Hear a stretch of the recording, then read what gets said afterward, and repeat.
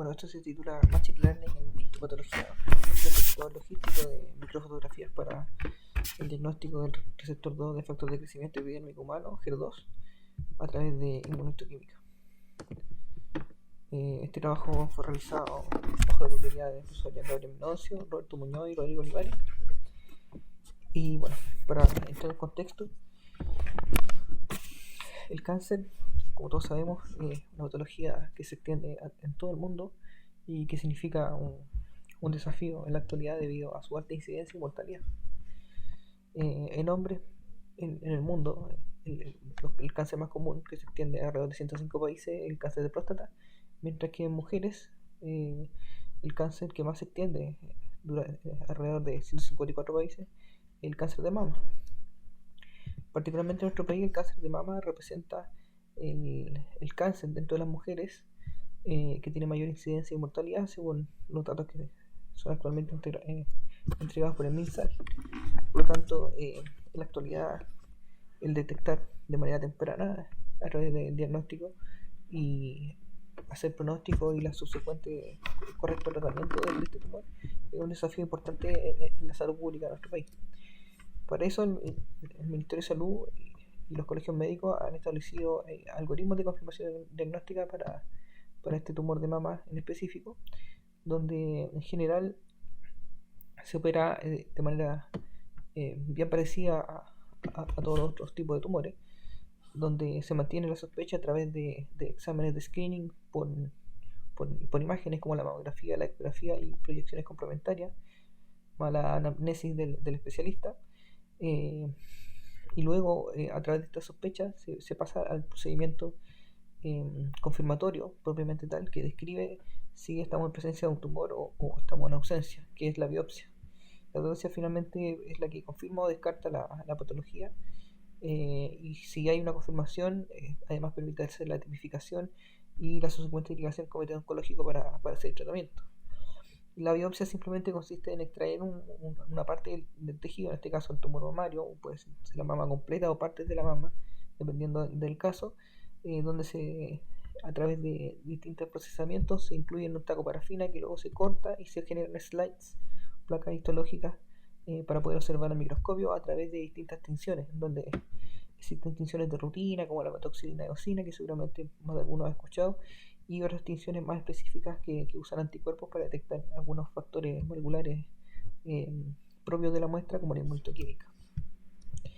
La inmunohistoquímica específicamente consiste en una serie de pasos que culminan con el revelado de una reacción que comúnmente hay varios tipos de reacciones que generan distintos colores y distintas estrategias de observación, pero que comúnmente no se usan en el hospital, en los servicios de salud. Es un procedimiento que se usa este tipo de tinción, que genera un color de color café, que es la tinción fue revelado a través del DAB. Y lo que hace esta técnica específicamente es detectar proteínas dentro de la muestra a través del uso de anticuerpos. Y lo que nos encontramos como resultado es, si en la observación microscópica, son dos escenarios posibles. Primero la muestra positiva y segundo la muestra negativa, donde la muestra positiva es la señal de color café presente, mientras que en una señal negativa solo podemos observar otro tipo de señales que pueden ser la tinción nuclear o señales complementarias. Generalmente esto se denomina como positivo o negativo o señal amplificada o no amplificada, es parte de la nomenclatura. Particularmente en cáncer de mama, existe un algoritmo de clasificación en base a esta técnica de la inmunohistoquímica, para poder diagnosticar, clasificar, hacer la tipificación y la subsecuente proyección terapéutica, utilizando 4 anticuerpos para detectar 4 antígenos específicos, que son receptores hormonales como el receptor de estrógeno y progesterona, una molécula específica que es el Ki67 y el receptor 2 del factor de crecimiento epidérmico, que se denomina como HER2. Con estos 4 anticuerpos es posible establecer algunos protocolos, como el protocolo Sangaren, que permiten etapificar los tumores de mejor a peor pronóstico y con ellos poder definir las terapias específicas. Todos los tumores llevan quimioterapia, pero existen terapias específicas según el patrón de expresión que tengan estos. Mientras que, por ejemplo, los tumores que son positivos a receptores hormonales requieren de manipulación hormonal, y los que son positivos a HER2 requieren terapias específicas contra esta molécula. Dentro de este protocolo, la detección de los receptores hormonales y el Ki-67 y la observación microscópica subsecuente no supone ningún problema hasta ahora para los patólogos y para el tecnólogo médico, ya que su observación es relativamente de baja complejidad. Basta con que haya una célula positiva y en el Ki-67 se hace un conteo simple de células, lo que no supone cierta complejidad en el análisis y genera poca variabilidad. Ahora, dentro de estos 4 anticuerpos, particularmente el HER2 es muy importante. Primero porque por sí solo es capaz de definir un patrón de crecimiento específico de las células tumorales. Mientras que una célula normal, una célula con HER2 sin amplificar o expresión normal, es una célula que crece y se divide normalmente. Mientras que una célula que tiene sobreexpresión de HER2 o HER2 amplificado, a través de esta técnica de inmunoquímica, es una célula que se divide y crece mucho más rápido. Además, una célula que es positiva, un tumor que es positivo para este receptor, permite la manipulación a través de terapias específicas con anticuerpos contra este receptor para poder frenar el crecimiento tumoral. Por lo tanto, este receptor por sí solo es un indicador bastante potente dentro del protocolo de tapificación. Además, el HER2 llama bastante la atención, por lo menos para los servicios de patología, ya que posee una alta complejidad analítica, debido a que para poder mirar esta señal, que es bien particular, se necesita considerar varios parámetros con la intensidad global de la señal, la intensidad célula por célula, la continuidad circunferencial que tiene la señal en cada una de las células, y el porcentaje de las células que están marcadas dentro del tejido. Son múltiples variables que hacen que esta señal requiera bastante entrenamiento para poder ser observada. Esto se traduce en que existe con esta señal en específico, en general con la inmunohistoquímica y con todas las señales que requieren observación microscópica, pero particularmente en HER2, una alta variabilidad intraoperador y una alta variabilidad interoperador. Hay estudios incluso que señalan que con un mismo operador, un mismo patólogo, mirando la muestra 3 veces en 3 días distintos, tiene un 30% de posibilidades de observar un diagnóstico distinto entre una observación y la siguiente. Mientras que la variabilidad interoperador es algo que está escrito hace mucho tiempo en muchos estudios, en donde se escribe que existe hasta un 50% de probabilidad en ciertos escenarios diagnósticos de que distintos patólogos con distintos niveles de experiencia y entrenamiento pueden observar diagnósticos distintos en base a una señal específica. Ahora, esta variabilidad supone un problema bastante importante y actualmente existen guías terapéuticas como la guía de ASCO Guidelines de la Sociedad Americana de Patólogos, que tratan de ayudar al patólogo para en clasificar esta señal como positiva y negativa. Para eso han establecido un sistema de puntaje de 0 a 3, 0, 1, 2 y 3, donde se le dice al patólogo más o menos qué es lo que tiene que observar, la intensidad, la circunferencia, la intensidad más alta, más baja, para poder establecer un puntaje. De manera que los casos que son más o menos limítrofes, o sea que están muy cerca de lo positivo y lo negativo, quedan dentro de una categoría que es el 2 más o el equívoco. Si las muestras clasificadas por este patólogo quedan dentro de alguna de estas dos categorías como señal positiva o como señal equívoca, y no se tiene seguridad si es negativa o positiva, se requiere de técnicas complementarias de alta complejidad como el FISH, que es la hibridación in situ fluorescente, donde se busca el gen que codifica para esta proteína a través de técnicas fluorescentes.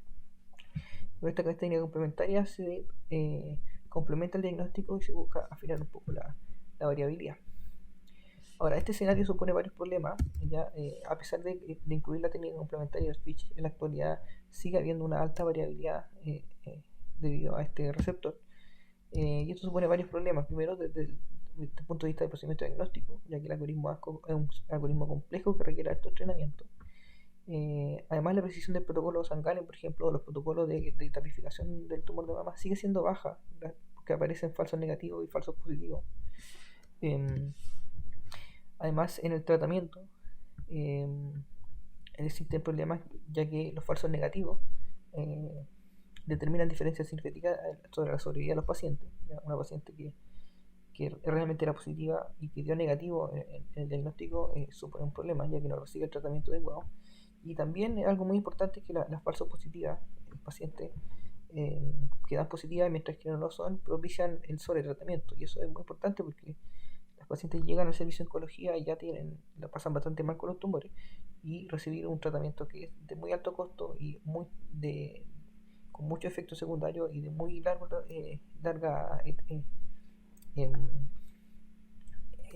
alto en el tiempo, supone un problema para el paciente y un paso innecesario. Desde el punto de vista de la salud pública, los problemas son que el FISH requiere un equipamiento avanzado y hacer su contratación de alta complejidad, técnica complementaria, y el tiempo de respuesta cuando se requieren estudios moleculares como el FISH se triplican, ¿ya? Y eso no puede ocurrir, ya que los tiempos de respuesta en la biopsia tienen que ser rápidos. Ahora, la pregunta que nace de este escenario, primero, es cómo podemos dar una solución tecnológica para aumentar la precisión diagnóstica histopatológica en este contexto, ¿ya?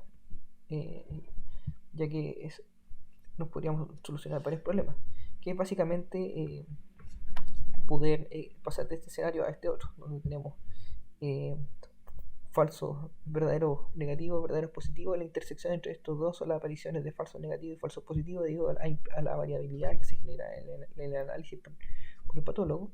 Y el ideal de los casos es que podamos tener una detección perfecta de verdaderos positivos y verdaderos negativos sin la aparición de esta intersección. Entonces, podemos dar una solución tecnológica para poder acercarnos un poco a este escenario de la derecha? Y eso es algo que motiva un poco este estudio. Para ello, solucionar este problema de la variabilidad intraoperador e intraoperador es muy fácil. El patólogo tiene que apoyarse en las herramientas digitales y en los computadores. ¿Ya? No es algo nuevo que la observación microscópica pueda estar apoyada en la observación digital a través del computador, para poder pasar de la patología clásica a la patología moderna a través de la visión por computadora. ¿Ya? Ahora, hay muchos grupos científicos que han estado trabajando sobre esto, sobre generar estrategias de cuantificación de las señales y de observación de manera de poder darle cifras a lo que se está observando. Uno de esos, por ejemplo, es el Aquascore, muy popular dentro de los estudios de patología, que genera un puntaje específico según la intensidad y el área de la señal. Existen otros estudios incluso que han ido a buscar cómo cuantificar señales complejas de membrana como la que posee el HER2, ¿ya? Donde la célula está rodeada por una señal solamente en la membrana, ¿ya? Hay estudios que han buscado cómo cuantificar específicamente esta señal de membrana y poder generar un dato sobre eso. Sin embargo, estos estudios no contemplan estrategias computacionales un poco más avanzadas, como por ejemplo el uso de la inteligencia artificial, que explota toda la capacidad que tienen los computadores actuales, específicamente el Machine Learning, que es la aplicación directa de la inteligencia artificial a través de herramientas de aprendizaje. Lo que busca es poder generar modelos de aprendizaje para poder tomar datos de entrada y generar datos de salida a través de esta estrategia. El Machine Learning se define desde el año 50 como una aplicación de la inteligencia artificial donde el computador o la máquina aprende de experiencias o de diagnósticos previos, supervisados o input data, y puede hacer predicciones, como por ejemplo hacer predicciones diagnósticas, donde el performance de este procedimiento se tiene que medir y ojalá se acerque al nivel humano. Específicamente el Machine Learning se puede dividir en tres categorías, donde tenemos aprendizaje sin supervisión, aprendizaje de reforzamiento y tenemos el aprendizaje supervisado, donde existen subcategorías de clasificación y regresión. Específicamente el aprendizaje automático supervisado de clasificaciones, que actualmente se usa más en la clínica, ya que permite hacer clasificaciones de imágenes médicas y hacer diagnósticos directamente. ¿Ya? ¿Tiene cáncer o no tiene cáncer? ¿Tiene la patología o no la tiene? ¿Ya? Por lo tanto, el Machine Learning supervisado para clasificación es lo que actualmente más se usa en la clínica.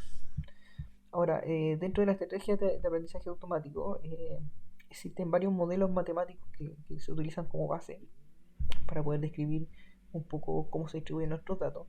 Están modelos que pasan desde la regresión lineal a través de la regresión logística hasta modelos mucho más complejos como el Super Vector Machines, incluso más arriba en redes neuronales, en que son aplicaciones en capas de estos modelos de menor complejidad, pero particularmente la regresión logística es bastante popular en el diagnóstico, ya que permite poder diferenciar patrones complejos en una categoría binaria, donde tenemos posee la enfermedad o no posee la enfermedad, posee expresión o no posee la expresión.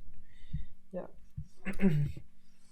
¿Qué es lo que se hace en términos generales con el Machine Learning? Es poder integrar varios parámetros que pueden derivar de la fase analítica del diagnóstico, como por ejemplo patrones del índice que están asociados al paciente, parámetros cuantificados de una imagen médica, por ejemplo, y otros más.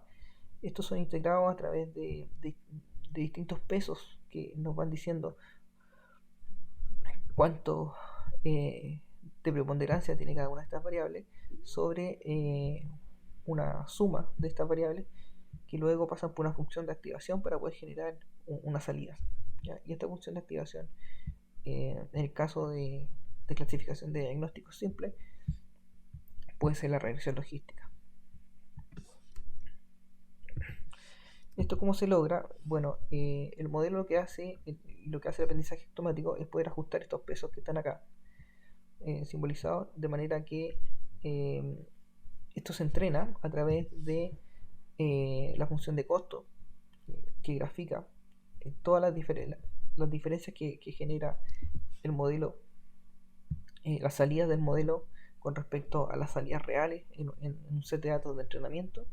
Se van graficando todas las diferencias que genera el predictor con respecto a la realidad, de manera que se busca a través de una gradiente descendente generar la menor diferencia posible, buscando el punto mínimo de esta función de costo. De manera que esto se hace con cada uno de los pesos de la variable y se busca minimizar el error que genera el modelo de clasificación. Ahora, con esto en mente, la segunda pregunta es si podemos integrar la evidencia microscópica, específicamente de las tinciones inmunohistoquímicas para el cáncer, y el análisis computacional a través del aprendizaje automático para poder optimizar el diagnóstico histopatológico del cáncer de mama. Más específicamente, y lo que tiene que ver directamente con este trabajo, es si podrá la máquina detectar HER2 sobreexpresado en muestras de inmunohistoquímica con suficiente precisión para establecer una referencia patológica robusta y con ello disminuir la variabilidad diagnóstica del cáncer de mama. Esta es como la pregunta principal y la motivación de este trabajo. Para ello, el objetivo va a ser diferenciar microfotografías de inmunohistoquímicas de cáncer de mama con sobreexpresión de HER2 de las que tienen expresión normal o expresión sin amplificar, utilizando un clasificador logístico basado en Machine Learning, entrenado con Machine Learning. Los objetivos específicos para este trabajo fueron obtener una cohorte anonimizada y retrospectiva de microfotografía histológica de cáncer de mama, anonimizada y codificada, a las que se le ha realizado la técnica inmunohistoquímica para el HER2 y poseen el diagnóstico oficial de servicio, anatomía patológica del Hospital Carlos Van Buren. Luego, con estas imágenes, cuantificar las características principales de la tinción inmunohistoquímica HER2 mediante un procedimiento de análisis automático que se construyó de microfotografía, puede extraer cuáles son los parámetros principales que nos podrían servir para clasificar. Y con estos parámetros, entrenar un modelo logístico de la clasificación del diagnóstico de IHQ o inmunohistoquímica, integrando estos parámetros previos de la imagen en un procedimiento de aprendizaje supervisado. Y finalmente, una vez que tenemos este modelo entrenado, evaluar el rendimiento de clasificador logístico de muestra y HER2 positiva o negativa, amplificada o no amplificada, con respecto al diagnóstico directo con la inmunohistoquímica y el diagnóstico complementado con Fitch. Entonces, lo primero que se hizo fue obviamente hacer la recolección de muestras, que fueron microfotografías que poseían estos criterios de inclusión, que las microfotografías corresponden a placas histológicas con inmunohistoquímica en estado observable, ¿ya? Una distinción que se puede observar en el microscopio, que además poseen el diagnóstico del servicio, y dentro de esta corte se incluyeron 5 controles positivos y 5 controles negativos que se utilizan dentro del servicio como referencia. Se recolectaron un total de 141 muestras, 141 slides, que esto lo hicieron los tecnólogos del servicio, placa histológica, que fueron fotografiadas en microscopio Leica con un estándar in vitro diagnostics, ya con parámetros por defecto, tanto los colores están estandarizados según lo que se usa en el diagnóstico, y se obtuvieron 3 fotografías por muestra, 3 áreas distintas del tumor, donde podemos tener un N total de 423 fotos. Estas fotos tenían un código, ya no hay información de la paciente, y este código está asociado a una base de datos que fue entregada por el patólogo, y en esta base de datos está el código numérico que corresponde a la foto.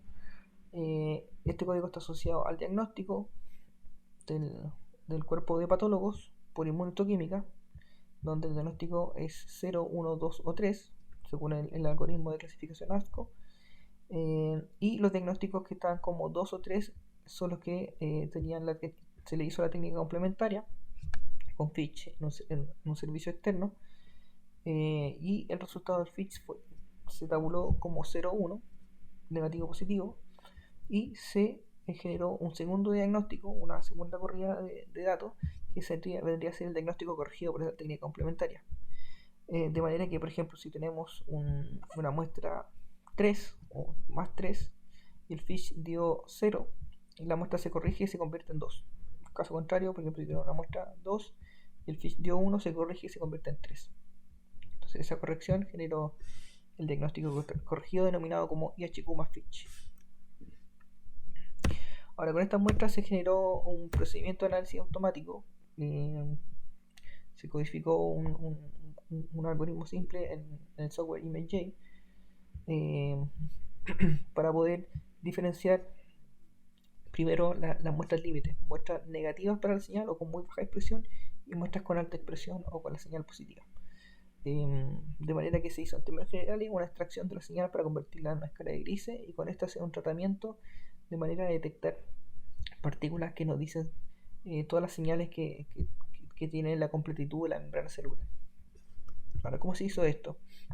Primero, la separación o la extracción de la señal a partir de la imagen original se hizo tomando la matriz RGB de todos los píxeles que contiene esta imagen. Se separaron los 3 canales, y cada píxel tiene información en rojo, en verde y azul. De manera que la señal inmunohistoquímica de color café es la que posee este patrón de expresión. Son los píxeles que tienen baja intensidad en azul y alta intensidad en rojo y en verde. Se aislaron todos estos píxeles y se obtuvo la señal café lo más limpio posible. Posteriormente, bueno, aquí está el resultado de esta primera fase. Posteriormente se cuantificó la intensidad de esta señal en una escala de 8 bits, o sea, de 0 a 256, para poder dar una idea cuantitativa de la intensidad de la señal. Posteriormente se hizo un tratamiento de la imagen de manera de convertir este patrón de completitud de membrana en una señal de este tipo, que luego fue binarizada e invertida para poder generar partículas cerradas, y con cierta circularidad. Mientras que las señales que no son completas generaban partículas de mayor tamaño o desaparecían finalmente. Entonces se cuantificaron todas las partículas que cumplían con este criterio, partículas de entre 250 a 2500 píxeles al cuadrado, considerando imágenes que fueron ajustadas a un tamaño de 1000 por 750 píxeles y que tenían un criterio de circularidad entre 0,3 entre un 30 a un 100%, que es similar a una célula. Y como se puede ver aquí, hay diferencias entre las muestras límite. Posteriormente se obtuvieron 2 parámetros más que derivan de este conteo: el tamaño promedio de estas partículas y el porcentaje de área que hacen estas partículas en conjunto con respecto a la imagen total. Entonces con estos 4 parámetros hicimos las cuantificaciones respectivas con los controles positivos y controles negativos, que son estos que se muestran acá. Eran 15 cada uno, para poder comprobar el rendimiento de este cuantificador o extractor de las señales. Se probó la intensidad promedio, mean gray value, el conteo de partículas bajo el criterio, el área total que genera estas partículas y el tamaño promedio. Como se puede ver, en las muestras negativas el valor siempre fue menor, con diferencias significativas con respecto a la muestra positiva. Ahora, con estos 4 parámetros, lo que se hizo posteriormente es generar un procedimiento de aprendizaje automático supervisado que se esquematizó de esta forma. Para ello se utilizó Anaconda, específicamente el lenguaje de programación fue Python, y se utilizaron los paquetes de entrenamiento de Scikit-learn, y la interfaz de programación fue Spider. Y como se puede ver acá, aquí están los 4 parámetros: la intensidad promedio, el conteo, el porcentaje de área y el tamaño promedio. Se buscaron los pesos para cada una de estas variables de manera de poder generar la suma y la subsecuente activación con la función logística para generar una salida 0 o 1, donde 1 es alto G2 o G2 amplificado y 0 es bajo G2 o G2 normal. Posteriormente se generó la optimización del modelo, la optimización de los pesos, a través del aprendizaje supervisado, utilizando como referencia primero el diagnóstico patológico solo con inmunohistoquímica y segundo el diagnóstico patológico con la inmunohistoquímica y el FIT. Estos generaron 2 modelos de entrenamiento distintos con distintos rendimientos. El primer resultado que dio este entrenamiento fue la matriz de coeficiente o los pesos resultantes, donde podemos ver que los pesos para el entrenamiento con la inmunohistoquímica por sí sola, podemos destacar que el porcentaje de área fue el que obtuvo mayor valor, o sea, el que tiene mayor preponderancia, mientras que el entrenamiento con la inmunohistoquímica más el FISH, el diagnóstico corregido, el peso del porcentaje de área aumentó varios órdenes de magnitud más, mientras que se disminuyó la preponderancia de otros parámetros como el conteo de las partículas. Ahora, con este modelo de clasificación entrenado, con esta matriz de peso resultante, se generó el test a través de un set de datos específicos para poder probar el modelo, y se evaluó el rendimiento del clasificador logístico. Para ello se construyó primero una matriz de confusión donde se grafica los verdaderos positivos, verdaderos negativos, falsos positivos y falsos negativos, comparando la salida del clasificador logístico versus la salida que es el diagnóstico original entregado por el servicio. Con esta matriz de confusión, entonces se pudieron calcular todos los parámetros de rendimiento, como la precisión, la exactitud y la especificidad. Y además se pudo construir posteriormente, a través del cálculo del TPR y el FPR, el análisis ROC, ¿ya? Que permite poder diferenciar estos 2 escenarios que mostré anteriormente a través de la famosa curva ROC, donde el área bajo la curva indica qué tan buena calidad es un test diagnóstico, mientras que un escenario ideal es un área completa, cuadrada, y un escenario más adaptado a la realidad tienen más bien esta forma. El resultado o el rendimiento resultante de este clasificador se obtuvo de esta manera: del total de muestras, donde no se consideraron los controles positivos o negativos, solamente la cohorte de muestras, fueron 131 muestras con 3 réplicas cada una. Se obtuvo un total de 393 muestras que fueron divididas de esta manera en el set de entrenamiento que se utilizó para poder generar los pesos a través del entrenamiento del modelo, y el set de test o de prueba, que era el 25% de este total, dando un total de 99 muestras. Sobre estas 99 muestras, hicieron las matrices de confusión, se calcularon los valores de precisión para los dos modelos, el modelo entrenado solo con la referencia solo con inmunohistoquímica, el diagnóstico solo con inmunohistoquímica, y el modelo entrenado con la inmunohistoquímica más el FISH. Y lo que resultó acá fue que, bueno, los dos tuvieron una alta precisión, baja aparición de falsos positivos, y una alta exactitud también. Destacar sí que la exhaustividad dio relativamente bajo, ¿ya? Porque hay cierta aparición de falsos negativos. Ahora, el análisis de ROC con estos dos modelos dio de la siguiente manera. El modelo entrenado sobre la inmunohistoquímica dio un área bajo la curva de 0,81, con un intervalo de confianza del 25% aquí indicado, y el entrenamiento generado con IHQ más pitch, un área bajo la curva de 0,94, con ese intervalo de confianza, lo cual anda bastante bien, considerando que el proceso analítico mucho más complejo como el profiling sanguíneo, un test que está dentro del 0,91, 0,95, es un test con alta capacidad discriminatoria diagnóstica y es un muy buen test. Como conclusiones de lo que aquí yo presenté, primero, el análisis automático con la estrategia de separación RGB y la cuantificación de partículas bajo el criterio que mostré anteriormente permite describir diferencias significativas con las muestras inmunohistoquímicas de dos límites, o sea, los controles positivos y negativos. Segundo, estos parámetros cuantificados con esta estrategia, obtenidos en el análisis, se puede entrenar un modelo de clasificación logístico para poder definir HER2 positivo, HER2 negativo de alta exactitud y precisión utilizando herramientas básicas de Machine Learning. Además, el rendimiento observado del clasificador mejora a través del análisis ROC cuando el diagnóstico de referencia del aprendizaje supervisado posee mayor complejidad analítica.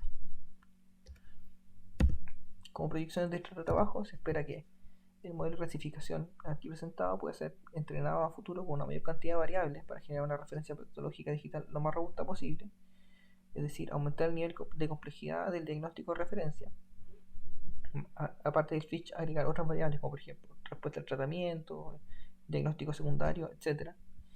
Y en lo posible, ojalá a futuro poder generar una referencia digital patológica a través de una plataforma de interoperatividad accesible para los servicios de salud, eso como fin último. También esperamos poder probar el rendimiento de distintos algoritmos de clasificación para este tumor a través de la evaluación unitaria de múltiples marcadores moleculares, no solo HER2, sino los que forman parte del protocolo Sangalen, por ejemplo, como el Ki-67, estrógeno y progesterona, o bien marcadores nuevos que están en estudio o que ya se están usando, como el PL1, TRP1, entre otros. Y finalmente, la idea de esta es poder ampliar esta nueva mirada de la evidencia microscópica al estudio histopatológico de todos los tipos de tumores que afectan actualmente a la salud pública.